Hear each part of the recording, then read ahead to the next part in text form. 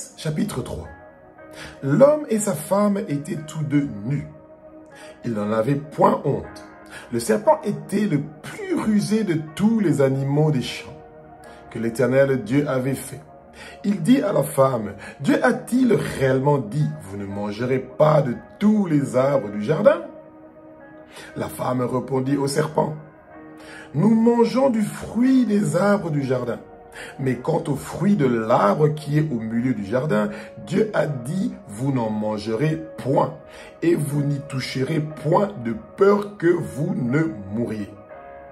Alors le serpent dit à la femme, vous ne mourrez point, mais Dieu sait que le jour où vous en mangerez, vos yeux s'ouvriront, et que vous serez comme des dieux, connaissant le bien et le mal.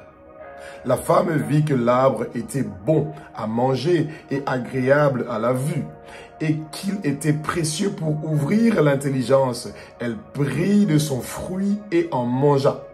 Elle en donna aussi à son mari qui était auprès d'elle, et il en mangea. Les yeux de l'un et de l'autre s'ouvrirent.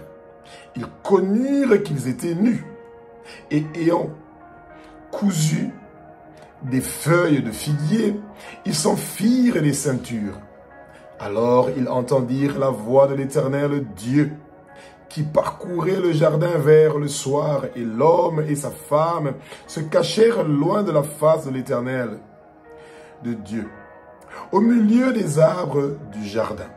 Mais l'Éternel Dieu appela l'homme et lui dit, « Où es-tu » Il répondit, « J'ai entendu ta voix dans le jardin, et j'ai eu peur parce que je suis nu, et je me suis caché. » Et l'Éternel Dieu dit, « Qui t'a appris que tu es nu? Est-ce que tu as mangé de l'arbre dont je t'avais défendu de manger? » L'homme répondit, « La femme que tu as mis auprès de moi m'a donné de l'arbre et j'en ai mangé. » Et l'Éternel Dieu dit à la femme, « Pourquoi as-tu fait cela ?» La femme répondit, « Le serpent m'a séduit et j'en ai mangé. » L'Éternel Dieu dit au serpent, « Puisque tu as fait cela, tu seras maudit entre tout le bétail et entre tous les animaux des champs. Tu marcheras sur ton ventre et tu mangeras de la poussière tous les jours de ta vie.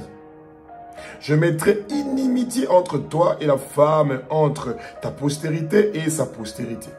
Celle-ci t'écrasera la tête et tu lui blesseras le talon. » Il dit à la femme, « J'augmenterai la souffrance de tes grossesses, tu enfanteras avec douleur et tes désirs se porteront vers ton mari, mais il dominera sur toi. » Il dit à l'homme, « Puisque tu as écouté la voix de ta femme et que tu as mangé de l'arbre au sujet duquel je t'avais donné cet ordre, tu n'en mangeras point, le sol sera maudit à cause de toi.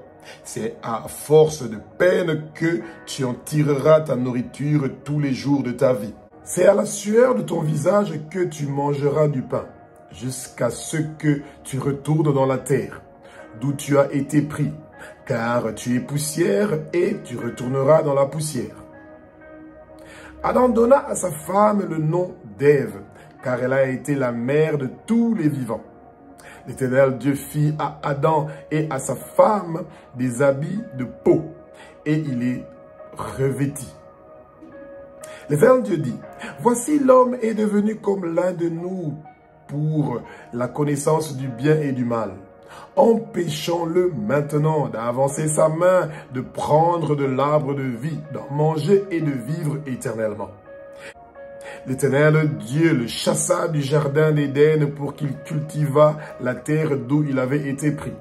C'est ainsi qu'il chassa Adam et il mit à l'orient du jardin d'Éden les chérubins qui agitent une épée flamboyante pour garder le chemin de l'arbre de vie.